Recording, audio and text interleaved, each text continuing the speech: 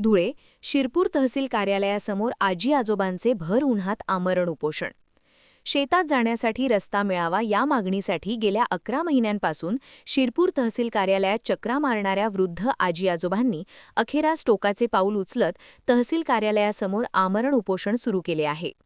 सातत्याने पाठपुरावा करूनही प्रशासनाकडून कोणतीही ठोस कारवाई न झाल्याने त्यांनी हा निर्णय घेतल्याचे सांगितले आहे।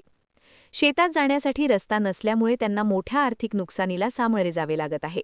शेतातील गोठ्यात कापूस साठवून ठेवला असला तरी व्यापाऱ्यांची वाहने आतपर्यंत येऊ शकत नाहीत। वाहन आल्यास संबंधित व्यक्तीकडून दमदाटी केली जाते, त्यामुळे शेतातील अनेक कामे रखडली असल्याचीही त्यांनी तक्रार केली आहे।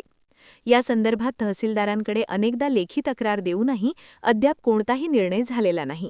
त्यामुळे न्याय मिळावा आणि शेतासाठी रस्ता उपलब्ध करून द्यावा या मागणीसाठी त्यांनी उपोषणाचा मार्ग स्वीकारला आहे। दत्तात्रय बेडसे, राहणार भरवाडे, तालुका शिरपूर, जिल्हा धुळे। आम्ही 11 महिन्यापासून म्हणजे मे महिन्यापासून आमचा शेतीच्या वहिवाटी रस्त्यासाठी संघर्ष चालू आहे।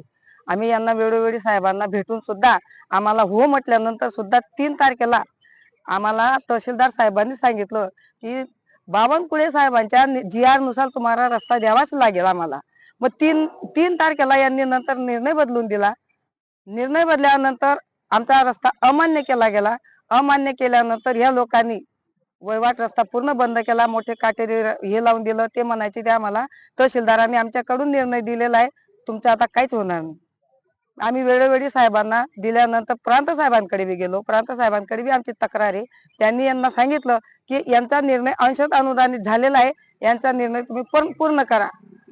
आमची एक सुनावणी झाली, आता ही दुसरी सुनावणी आहे 25 तारखेला। त्याच्या परवाच्या दिवशी आमचा 30 क्विंटल कापूस घरात पडलेला आहे। त्याच्यासाठी शेंद्याच्या गाड्या आल्या होत्या, त्या लोकांनी आम्हाला खाली रस्त्यात सुद्धा वापरू दिली नाही। गाडी आमची परत केली, धमक्या दिल्या। जर गाडीवाल्याने मध्ये गाडी टाकली तर कुऱ्हाड्या हातात येत, त्या कुऱ्हाड्या टाकून आम्ही गाड्या फोडून टाकू। गाडीवाले घाबरून रस्त्यावर चालले गेले, गाड्या परत गेल्या। आम्हाला 1200 रुपये खोटी द्यावी लागली, 12,000 रुपये खोटी द्यावी लागली।